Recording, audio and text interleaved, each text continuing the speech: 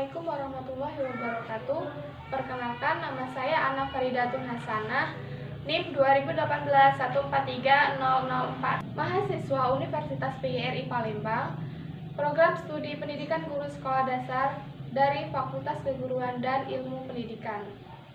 Di sini saya akan menceritakan sebuah cerita rakyat atau storytelling yang berjudul yaitu Joko Tarub. Cerita Joko Tarub ini diambil dari cerita rakyat yang berasal dari Jawa Timur. Alasan kenapa saya mengambil cerita Joko Tarub karena saya berasal dari keturunan orang Jawa Timur. Jadi saya akan mengambil cerita Joko Tarub ini untuk saya ceritakan kembali atau storytelling.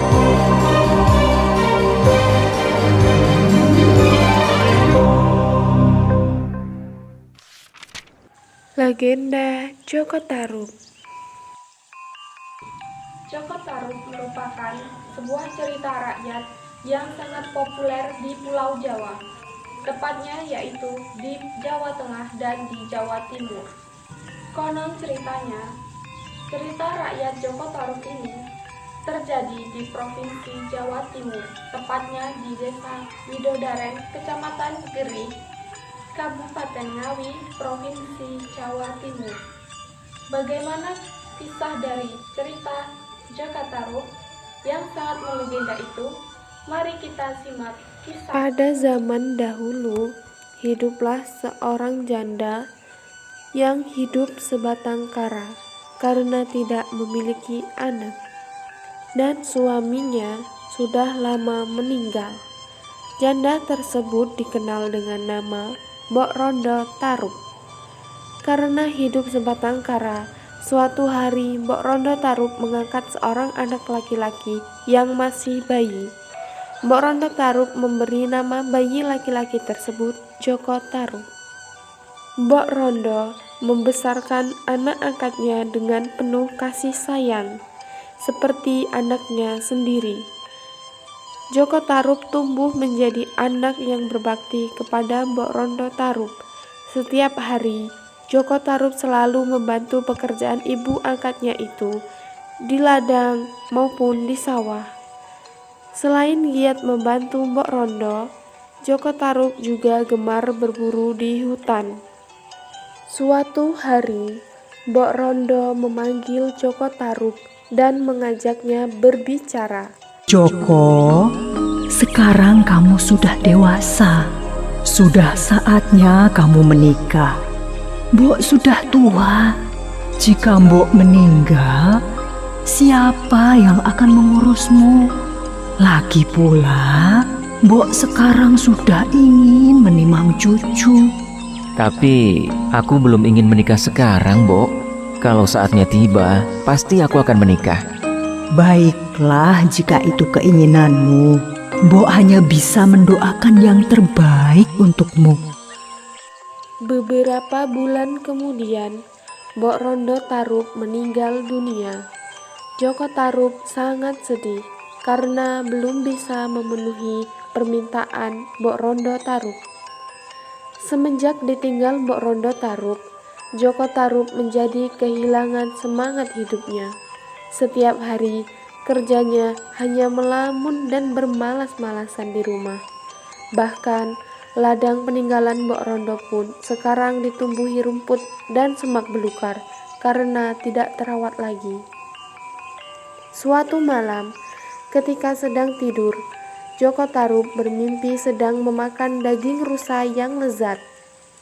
Tetapi suara ayam berkokok membuyarkan mimpi Joko Tarub.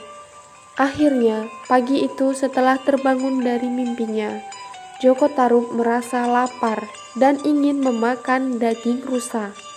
Segera ia menyiapkan busur dan anak panahnya untuk berburu rusa. Joko Tarub masuk ke dalam hutan dan mencari rusa.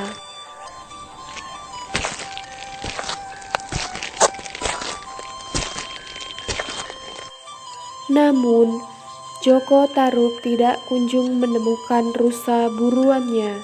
Dia semakin masuk jauh ke dalam hutan. Hari menjelang siang.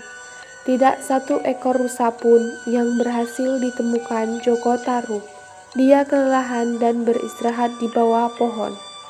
Ketika sedang tertidur pulas, tanpa disadarinya, 7 bidadari turun dari kayangan ke sebuah telaga yang tidak jauh dari tempat Joko Tarub tertidur. Ternyata para bidadari tersebut turun dari kayangan untuk mandi di telaga tersebut. Tiba-tiba ada angin kencang yang datang. Angin kencang tersebut menerbangkan sebuah selendang milik bidadari. Para bidadari yang sedang asyik mandi tidak menyadarinya.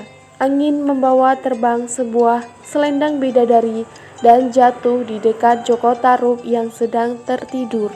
Sore hari, ketika matahari hampir tenggelam, para bidadari pun kembali ke kayangan dengan menggunakan selendangnya. Mereka terbang ke kayangan.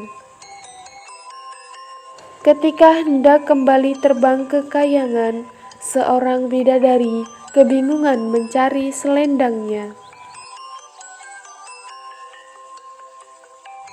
Sementara itu, Joko Tarub bangun dari tidurnya dan terkejut melihat ada selendang di dekatnya. Wah, selendang siapa ini? Bagus sekali. Seumur-umur baru kali ini aku melihat ada selendang seindah ini. Ketika sedang mengagumi selendang yang ada di depannya, Joko Tarub tiba-tiba mendengar suara perempuan menangis. Dia segera memasukkan selendang itu ke balik bajunya dan mencari asal suara tersebut. Akhirnya, Joko Tarub menemukan asal-muasal suara tangisan tersebut. Dia melihat seorang perempuan yang sangat cantik menangis di pinggir telaga. Kamu siapa? Kenapa berada di tengah hutan seperti ini? Apakah kamu ini jin atau lelembut penghuni hutan ini? Namaku Nawang Wulan. Aku bukan jin atau lelembut. Aku adalah bidadari yang turun dari kayangan. Selendangku hilang sehingga aku tidak bisa terbang kembali ke kayangan. Apakah kamu melihat selendangku? Joko Tarub ternyata bertemu seorang bidadari yang sangat cantik jelita. Joko Tarub merasa jodohnya telah tiba. Nawang Wulan, namaku Joko Tarub. Aku tinggal di desa yang tidak jauh dari sini. Sebentar lagi hari gelap. Lebih baik kamu ikut bersamaku. Banyak binatang buas berkeliaran ketika malam hari di hutan ini. Nawang Wulan pun mengikuti Joko Tarub ke desanya. Tidak lama kemudian, Joko Tarub dan Nawang Wulan menikah. Beberapa waktu kemudian, Joko Tarub dan Nawang Wulan dikaruniakan seorang anak perempuan. Anak itu diberi nama Nawangsih. Selama hidup dengan Nawang Wulan, Joko Tarub merasa heran karena lumbung padinya selalu penuh. Padahal setiap hari Nawang Wulan selalu menanak sebakul nasi dari beras dari lumbung padi tersebut. Kang Mas Joko Tarub, aku sedang menanak nasi, tapi aku ada keperluan di sungai. Tolong jaga apinya, jangan sampai kekecilan atau kebesaran. Dan ingat, jangan membuka tutup kukusnya. Joko Tarub yang selama ini selalu heran dengan lumbung padinya yang selalu penuh, mengabaikan pesan istrinya agar tidak membuka tutup kukusnya. Joko Tarub perlahan-lahan membuka tutup kukus dan terkejut melihat isinya. Jadi, selama ini istriku hanya memasak sebutir beras. Pantas saja beras di lumbung padiku tidak berkurang. Tapi bagaimana mungkin sebutir beras bisa menghasilkan nasi yang sangat banyak? Tapi mungkin ini adalah kesaktian Nawang Wulan sebagai bidadari. Sementara itu, Nawang Wulan sudah kembali dari sungai. Dia segera menuju dapur dan Joko Tarub sudah tidak ada. Nawang Wulan pun membuka tutup kukusnya. Kang Mas Joko Tarub sudah melanggar perintahku. Mulai sekarang aku tidak bisa lagi memasak sebakul nasi hanya dengan sebutir beras. Setelah kejadian itu, Nawang Wulan memasak nasi seperti perempuan pada umumnya. dia sudah tidak bisa lagi memasak sebutir beras menjadi nasi. Akibatnya, persediaan beras di lumbung padi Joko Tarub semakin menipis.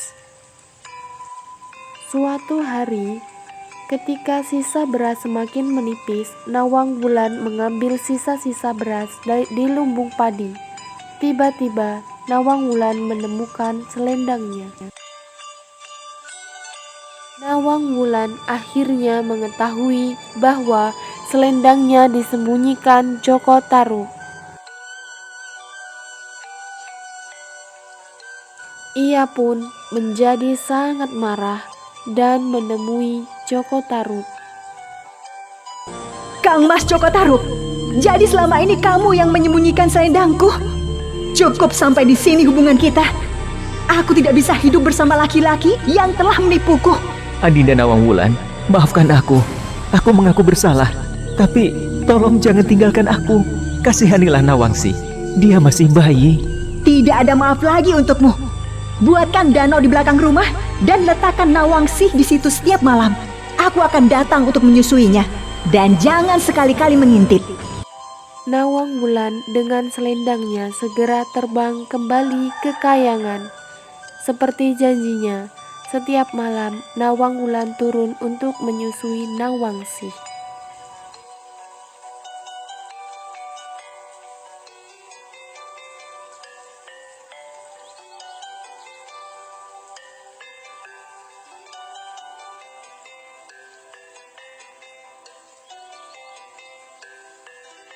Baiklah, itulah tadi kisah dari cerita rakyat Joko Tarub yang berasal dari Provinsi Jawa Timur.